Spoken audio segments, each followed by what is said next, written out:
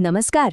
બોર્ડની પરીક્ષાઓ તો પૂરી થઈ ગઈ, પણ એ સાથે જ મનમાં એક મોટો સવાલ પણ ઊભો થઈ ગયો હશે.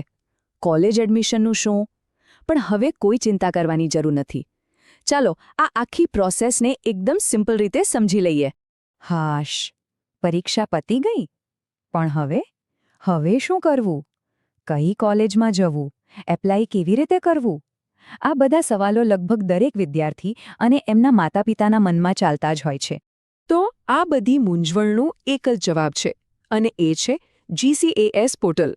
સમજી લો કે આ કોલેજ એડમિશન માટેનો તમારો મેઇન ગેટવે છે. GCAS એટલે ગુજરાત કોમન એડમિશન સર્વિસ. આ એક એવી ઓનલાઈન સિસ્ટમ છે જ્યાંથી ગુજરાતની મોટાભાગની કોલેજોમાં એડમિશન મળે છે. એટલે હવે 10 અલગ-અલગ જગ્યાએ ફોર્મ ભરવાની કે લાઇનોમાં ઊભા રહેવાની કોઈ ઝંઝટ નહીં. અને આ કોઈ નાની સૂની વાત નથી. રાજ્યની બધી જ એટલે કે પૂરેપૂરી 15 સરકારી યુનિવર્સિટીઓ આ એક જ પોર્ટલ નીચે આવે છે. એટલું જ નહીં, આ વર્ષે તો પહેલીવાર 6 મોટી પ્રાઇવેટ યુનિવર્સિટીઓ પણ આ સિસ્ટમમાં જોડાઈ છે. મતલબ કે પસંદગી માટેના વિકલ્પો હવે પહેલા કરતાં પણ વધી ગયા છે. તો હિસાબ સીધો છે. 15 સરકારી અને 6 પ્રાઇવેટ, એટલે કે કુલ 21 યુનિવર્સિટીઓનું એડમિશન હવે બસ એક જ જગ્યાએથી થશે. અને આ 21 યુનિવર્સિટીઓ એટલે કેટલી કોલેજો ખબર છે? 2800થી પણ વધારે. વિચારો, ફક્ત એક જ અરજીથી કેટલી બધી તકોના દરવાજા ખુલી જાય છે.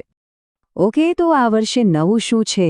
ગયા વર્ષે વિદ્યાર્થીઓને જે તકલીફો પડી હતી તેમાંથી શીખીને સરકારે આ વખતે ખૂબ જ મહત્વના અને સારા ફેરફારો કર્યા છે.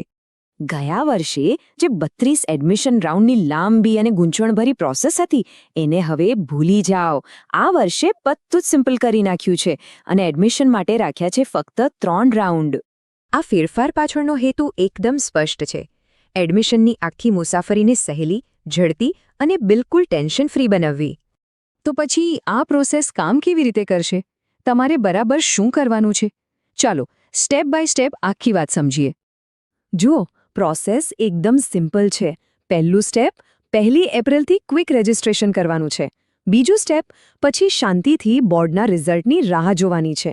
અને ત્રીજું સ્ટેપ રિઝલ્ટ આવ્યા પછી જ ડિટેલમાં ફોર્મ ભરીને પોતાની પસંદગીની કોલેજ સિલેક્ટ કરવાની છે. એનો મતલબ એ થયો કે અત્યારે ફોર્મ ભરવાની કે કોલેજ પસંદ કરવાની કોઈ જ ઉતાવળ નથી. બિલકુલ નહીં. અત્યારે ફક્ત આરામ કરો અને વેકેશન એન્જોય કરો. બસ એક તારીખ મગજમાં રાખવાની છે, 1 એપ્રિલ. ચાલો હવે થોડી વધુ રસપ્રદ વાત કરીએ. આ વર્ષે GCAS પોર્ટલમાં કઈ નવી સંસ્થાઓ જોડાઈ છે જેનાથી પસંદગી માટેના વિકલ્પો વધી ગયા છે? આ રહી એ 6 પ્રાઇવેટ યુનિવર્સિટીઓની યાદી જે આ વર્ષથી GCASમાં સામેલ છે. સુરતની PD સવાણી અને ભગવાન મહાવીર યુનિવર્સિટી, અમદાવાદની ઇન્ડસ અને ટ્રાન્સટેરિયા યુનિવર્સિટી, સાથે સણોસરાની લોક ભારતી યુનિવર્સિટી અને ગાંધીનગરની ઇન્સ્ટિટ્યૂટ ઓફ એડવાન્સ રિસર્ચ. અને હા, આ એક મોટો અપડેટ છે. રાજ્યની જેટલી પણ જાણીતી ઓટોનોમસ કોલેજો છે જે પહેલાં પોતાની રીતે એડમિશન કરતી હતી તે બધી જ હવે GCAS દ્વારા જ એડમિશન આપશે. તો ટૂંકમાં આ બધા ફેરફારોનો સાર શું છે? એકદમ સીધો અને સરળ. તમામ એડમિશન એક જ જગ્યાએ. વધુ પસંદગી, ઓછી ચિંતા. આ છે આખી સિસ્ટમનો સૌથી મોટો ફાયદો. તો આ આખી વાતમાંથી અત્યારે માત્ર એક જ વસ્તુ યાદ રાખવાની છે, એ છે તારીખ 1 એપ્રિલ 2026.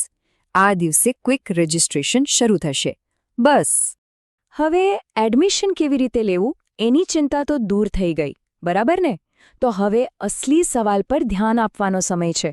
ક્યાં કે કેવી રીતે નહીં, પણ શું, કયા કોર્સમાં જોડાઈને પોતાના ભવિષ્યને એક નવી દિશા આપવી છે.